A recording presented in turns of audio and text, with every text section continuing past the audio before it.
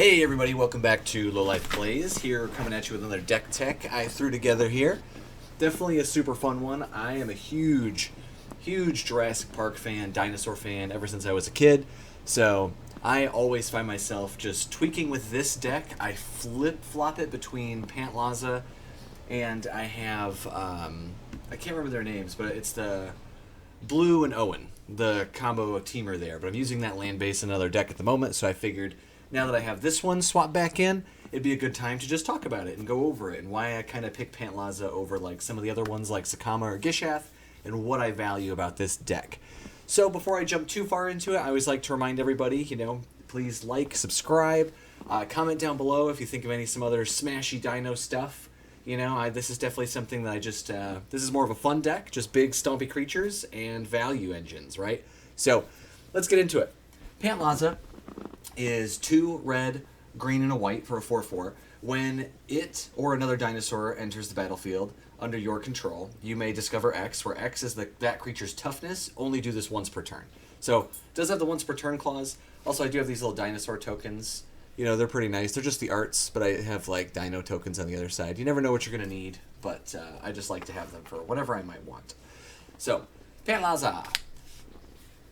We have ramp. So I know not a dinosaur, but just such a valuable ramp piece that I found to just have this in here was super, super nice. I mean, you can tap it for 4 if you have a creature with power 4 or greater, which, I mean, just Pantlaza alone is a great example of 4 or greater, but we have so many creatures that meet this requisition that we're totally fine.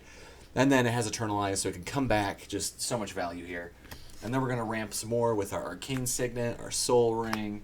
We've got Kodama's Reach, Cultivate, Farseek, Nature's Lore, lots and lots of ramp. So now we're getting into some removal. We don't run a ton, I think this deck just, instead of running answers to the problem, it just is the problem, is how I like to view it. So Thrashing Brontodon is just a classic dino. You pay 1, sack it, it can blow up an artifact or enchantment. We're running the Chaos Theory, Chaos Warp, just because theme is just, on point, right? Generous Gift. So a lot of Pantlaza's abilities are focusing on Pantlaza's ability is an Enter the Battlefield effect, but a lot of the dinosaurs, we're trying to run a lot that have ETBs. So you could definitely tweak it and not be so on dino theme if you wanted to maybe up the power level a little bit more and have more ETB synergies and then just have some dinosaur, like have a majority dinosaur. But I just think if you're playing dinosaurs, you're playing for the theme. At least that's how I feel. So Panharmonicon is in here just to double up on some of the triggers, mainly the Discover trigger, but you never know. So we're running Welcome to Jurassic Park.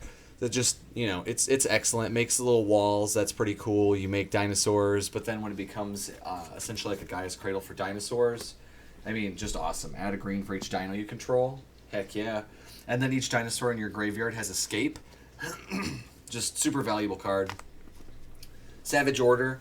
Just excellent little scene here, and it just gets a dino, gives it indestructible till end of turn, so you can go fetch one of your really frustrating dinosaurs that we'll get to in a minute.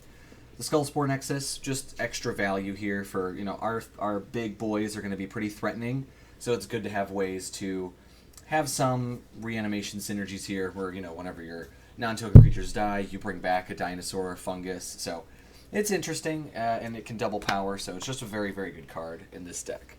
Rhythm of the Wild, we're running that for haste, as well as our big boys not being able to be countered, because they cost a lot. It sucks when you pay 7 mana, and then your big boy gets just never to hit the field, so that's not fun. A lot of our creatures are going to have 4 or greater power, so being able to draw a card and get trample, plus it's got dinosaurs. So, even, theme. Same kind of thing here, we're going to have a lot of things that are mana value 5 or greater, so drawing cards with up to Beanstalk, very good card. This is a flex slot. I build a lot of decks, and I was just messing around with something, and I thought, I'm going to try Bolt Bend in this deck, just because when you have Pantlaza out, it's a 1 mana just redirect from situational removal, so it seemed kind of interesting. So I'm going to test it out and then see how that works. Boros Charm, so much value here, double strike, indestructible, removal, it's just really good. Dawn's Truce, this is one that I'm testing out too, just pulled this from Bloomborough. I mean, essentially it's white heroic intervention, right? You and permanents you control gain hexproof, and then if you just give a card permanents you control get indestructible. So seems pretty good to me. And then Heroic Intervention, just because, you know, board wipes are going to set us back. So this is the main reason that Pantlaza really stuck out to me, was just the possibility of blinking on other people's turns, or even on your own turns, just to keep the value moving. You know, say maybe you don't, there's been situations where you just don't have a dinosaur to play, but if you have a flicker spell instead, then it does the same thing, and you still get the value of Pantlaza, and you get to double up on an effect that you already would probably like. So for our flicker spells, we're going to run Cloud Shift, Ephemerate, just so good, love that art too, the etched foil stuff. Flicker of Fate. So really we're trying to just run as many instant speed flicker effects as we can. Slip on the Ring. This one I just love Lord of the Rings, so, you know, just there's plenty of 2-mana flicker spells you can pick. A lot of them give extra things, like Slip on the Ring tempts you, Judiciary's Portal gives first strike until end of turn, so, you know, just really do whatever you want.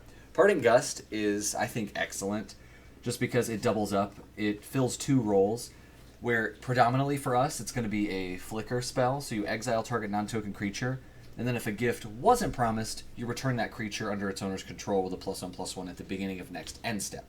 So what you can do is you can gift a tapped fish, so you can give somebody a 1/1, and just it's an exile removal effect. But it's also very flexible, where if you don't need to remove something, you need to value on Pantlaza, you can just flicker something. So really, really good. Long Road Home just gets +1/+1s. I also like to vary it, where not all of them are instant speed like flickers. Some of them are just like, they come at end step, so you can dodge removal with some of these.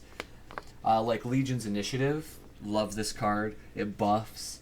And also, I mean, giving white creatures +0/+1 helps with our, just the range in which we can discover. But either way, big thing it's in here for is the just static effect, where just keeping a red and a white up allows us to exile all creatures that we control, and then at the beginning of next combat, return those creatures to the battlefield under their owner's control, and they gain haste. So it really allows you to just dodge like board wipes and removal that way. Indominus Rex, I mean, this is Polyraptor in the Jurassic Park little art. Love it. I think it's super, super really, I mean, it's really cool. So we have Indominus Rex in here. Really fun stuff. Sunfurl Imitator, very powerful dinosaur. Just whenever it attacks, it becomes a copy of another dinosaur, except it has its own name, so it can copy legendaries, which is great. And one of the really cool things about this is this whole section is going to be the dinosaurs that don't have ETBs. So these are just value dinos. Very, very valuable. Bonehorde Dracusaur, dinosaur and a dragon. Just tons of value in being a flying dinosaur. That's often my argument why dragon decks are a little bit, you know, they have that little up. Is just because they can go higher than us and dinosaurs, so we have to be bigger and stompier and faster, and it's just hard. But having some flying dinosaurs is nice. So we got this flying Bonehorde Dracusaur, and at the beginning of your upkeep, it gives you some impulse draw where you exile top 2 cards. You may play them this turn. If you exile a land, make a dinosaur. If you exile a non-land, make treasure. Just lots of value with this guy. This is our Triceratops, but it's Wayward Swordtooth essentially, so it allows us to play extra lands. Can't attack or block unless you have the City's Blessing, but look at that art. Love it. Another Triceratops here. We got Shifting Ceratops. It can't be countered, which is cool. It has Pro Blue. It just has interesting things. You can pay green to just give it these interesting abilities like Reach, which is super useful for us, and other things like that. Wrathful Raptor. You know, when a dinosaur you control is dealt damage, it deals that much damage to any target that isn't a dinosaur, so this really helps against like Blasphemous Axe and other crazy things. Awakening Sun's Avatar. So this it technically is an ETB, but you can't flicker it because it has to be cast from your hand, and you can destroy all non-dinosaur creatures. So I love one-sided board wipes, and it being attached to a 7/7 body for 8, and just being a dinosaur, pretty nice. Pernicious Hammerskull. This guy's pretty cool in that he's a 3 costing 6/6, so for 3 mana he really triggers Pantlaza very well. And he has a stun counter thing where you just got to make sure he attacks with other things. Gulta Primal Hunger. If we're building dinos, gotta have the big T mama, you know? It's just so good, so big. I really want the other art style where it's like looking at you. I think it's a special appearance, but gotta get that here. But we can settle for this one at the moment. Really, really cool. Ravenous T-Rex. Classic. Even if it didn't synergize, it's just so on theme that we got to run it, right? So, I mean, Devour 3, really cool, and then it has a very, very interesting attack trigger where it deals lots of damage. Just super fun. Marauding Raptor lets your dinosaurs cost less. Whenever another creature enters the battlefield under your control, Marauding Raptor deals 2 damage to it. If a dinosaur is dealt damage this way, Marauding Raptor gets +2/+0. Be very careful when you're playing Marauding Raptor in the same deck as a Polyraptor, just because Indominus Rex, or the Polyraptor trigger, is when it is dealt damage, you create a token that's a copy of Polyraptor.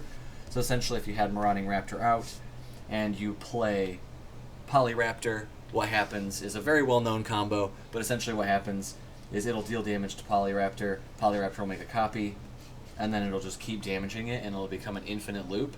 So you can stop it with your own removal or like flicker spells to flicker Polyraptor in response to the damage trigger targeting it, but just make sure if you are running both these cards that you know how they interact, so that way there's no shenanigans. Just because Marauding Raptor for 2, making your dinos cost 1 less, is just so much value in itself. But outside of that, we're also running Tyrannix Rex. This one is left over from my Atlaplani deck, but it's just a BA dinosaur. It can't be countered. Trample, Toxic 4, Ward 4, Haste, just a huge, huge beater. Runic Armasaur, there's so many activated abilities that happen, so it's just some extra card draw, and being a 5 booty really is nice for Pantlaza. Hunting for Velociraptor, this one's kind of a backup in case, maybe our Pantlaza plan gets a little bit too hammered out and it's just getting removed. This lets us, with the Prowl, still cast our big dinosaurs without getting the double value. So instead of having double dino value most of the time, we can just play them for cheaper. So it's kind of, you just got to look at it that way. Curious Altasaur, just some more card draw, and it's a 2/5, so really good booty.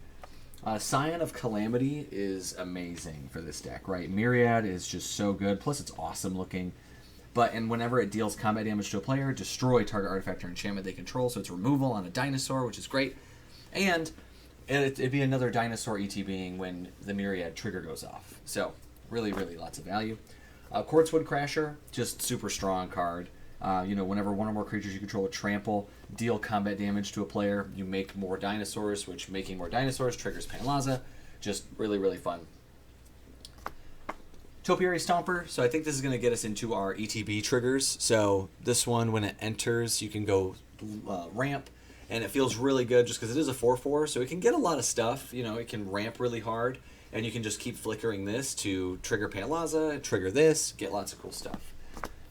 Card draw with Earthshaker Dreadmaw. So it's a 6/6 for 6, so it's evenly costed. It's trample, it's got some synergy, but also you draw a card for each other dinosaur you control. Really, really nice. Gulta, Stampede Tyrant. Excellent dinosaur. Allows us to empty our hand of any other dinos that we might have. So really excellent flicker target. Just, if we do get stuffed up and we have it in play, we have ways because it is an ETB trigger, so boom. Really nice. Vaultborn Tyrant. I was lucky enough to pull, I think, 2 of these, but it just seems really, really excellent in this build, just because when it or another creature with power 4 or greater ETBs, you gain 3 life and draw a card. So, it does it, and then a lot of other things do it, but when it dies, if it's not a token, you just make a token copy, except it's an artifact, so just so much value in this dinosaur, and it has so much synergy with our flickering effects here. So Tranquil Frillback also has great things just because it's an ETB. When it enters, you can pay green up to 3 times, and when you pay this cost 1 or more times, choose up to that many. So you can destroy things, exile graveyards, you can gain life, so just lots of value there. Regal Behemoth, just love the fact, I love the Monarch. I love introducing the Monarch. I think it makes the games a little bit more interesting, a little bit more as like there's an objective now. So I like this, and it's a dinosaur, it's a 5/5, and it doubles our mana. Whenever you tap a land for mana, when you're the Monarch, you add an additional one. Great stuff. And you can just flicker it to get the Monarch back whenever you want. Swooping Pterodon. This guy catches people by surprise. He's a flying haste 3/3, and his ability is very interesting. Right, so when him or another dinosaur with flying enters the battlefield, so we do have another one, but when that happens, under your control, you gain control of target creature and opponent controls until end of turn. untap them, it gets flying and haste, and then at the beginning of the next end step, target land deals 3 damage to that creature. So it's really, really fun. It can be removal. You can just take something maybe small, evasive, just hit someone real quick, and then have a land kill it. Just really interesting stuff. And lots of reusability with the ETB effect. Apex Altasaur, I mean, one of the best things to grab was Savage Order, right? I mean, so you use Savage Order, or as an additional cost to this, you sack a creature with 4 power or greater, search your library for a dinosaur creature card, put it into play, then shuffle. It gains indestructible until end of turn. When this ETBs, you can have it fight the whole board, and anything with less than 10 power is just going to die. Because when Apex Altasaur is dealt damage, it fights up to 1 target creature you don't control. So you make it indestructible, it can still get dealt damage, and then you're just like bang, bang, bang, bang, bang, bang, bang. Really fun. Alright, Koglin Yadaro. Really fun one here. When it ATBs, you can have it fight target creature you don't control, or you can just give it trample and haste and just beat face with it.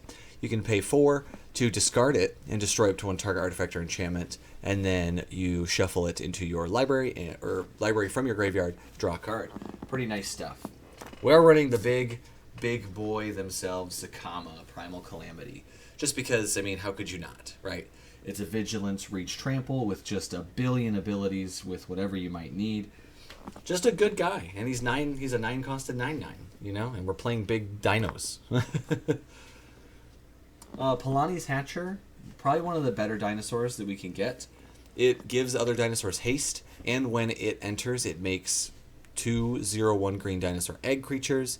At the beginning of combat on your turn, you can sack an egg if you have 1 or more, and you make a 3/3. So pretty nice stuff. Very synergistic with Pantlaza. If we're stagnant on the board and we're not getting any dinosaurs into our hand, this can just have dinosaurs in play that are ETBing.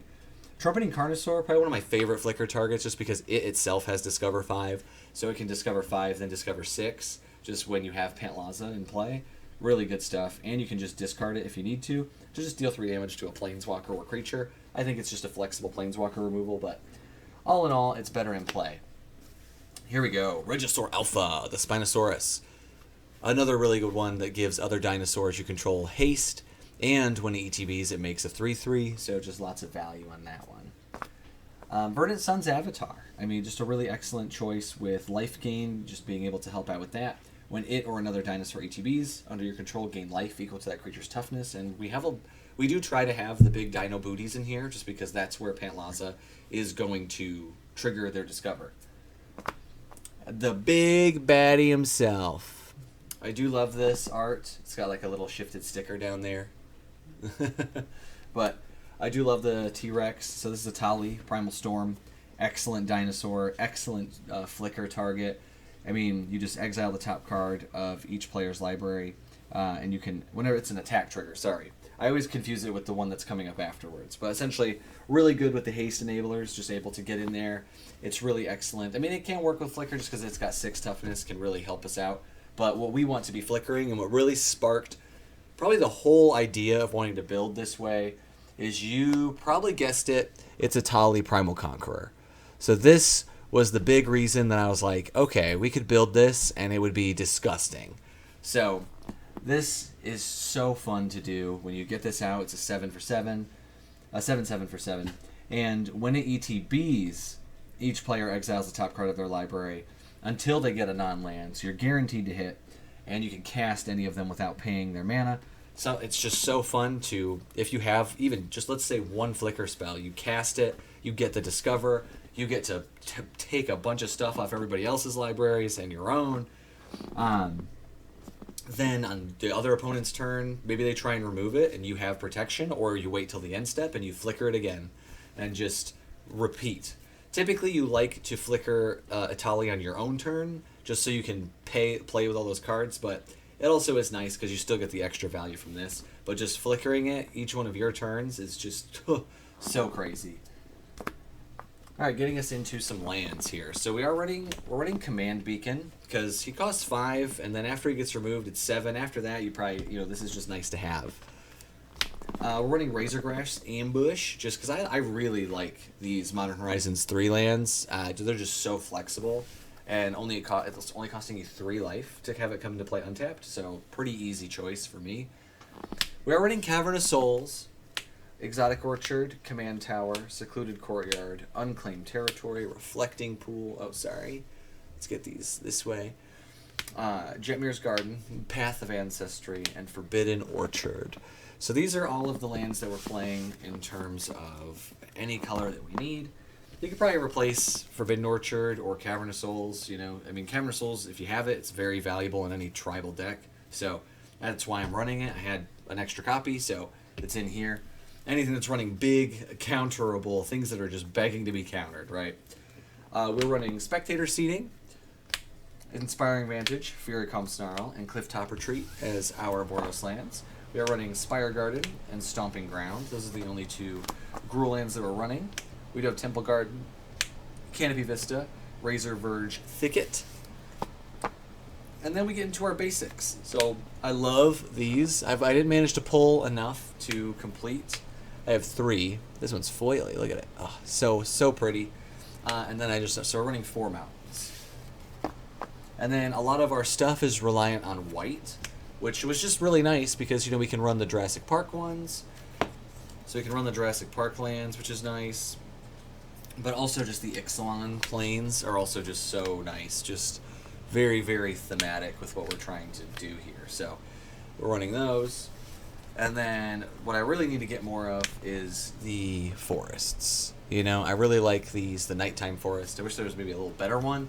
You know, the other side just doesn't even have dinosaurs on it. So it's got a dude on it instead. If I was running dude tribal, maybe that's what I'd use. And then we're just running some forests. You know, I love the Ixalan lands. I think they're great.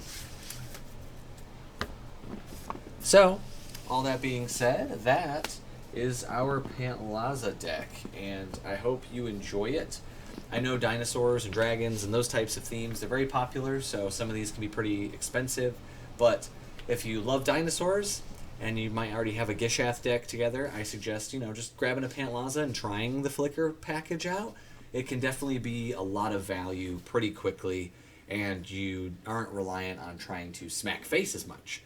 And I just really thought that was a good flex in this direction. So I'll probably do it. You know, I'll probably do a deck tech on my own and blue deck too, just because that one works so significantly differently on manipulating counters that it's just a completely different play style. But this one is what I'm playing right now to just get that dinosaur stompy feel when I need it. If you enjoyed this video and you liked what I'm doing here, just, you know, leave a comment, like, subscribe if you liked it that much, and I will see you guys in the next one. Bye.